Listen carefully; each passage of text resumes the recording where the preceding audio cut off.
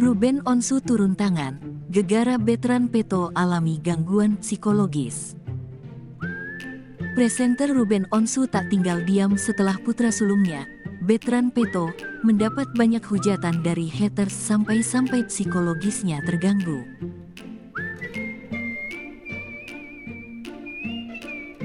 Ruben Onsu bahkan menyebut hujatan para haters yang ditujukan ke Bertrand Peto sangat merugikan putra sulungnya itu. Diketahui, para haters menghujat Bertrand Peto ketika berinteraksi dengan Sarwendah, istri Ruben Onsu. Remaja berusia 17 tahun ini dinilai menunjukkan sikap yang berlebihan kepada ibu sambungnya tersebut. Potongan video interaksi Bertrand Peto dan Sarwendah viral dan menuai pro dan kontra. Tak sedikit, haters menyerbu dan menyerang Bertrand Peto.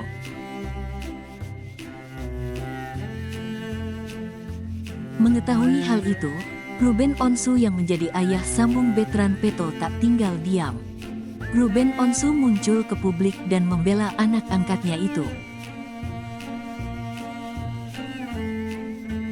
Jadi kalau ditanya secara psikologinya terganggu ya pasti, kata Ruben Onsu dikutip tribunstyle.com dari kanal YouTube Indosiar, Sabtu, tanggal 4 Februari tahun 2023.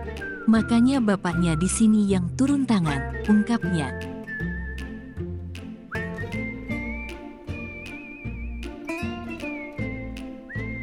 Ruben Onsu menuturkan saat ini Bertrand Peto merasakan keterpurukan hingga merusak kebahagiaannya.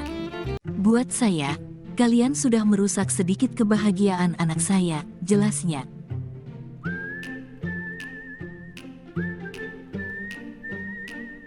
Di balik sikap tegas Ruben Onsu tersebut terungkap fakta yang mengejutkan.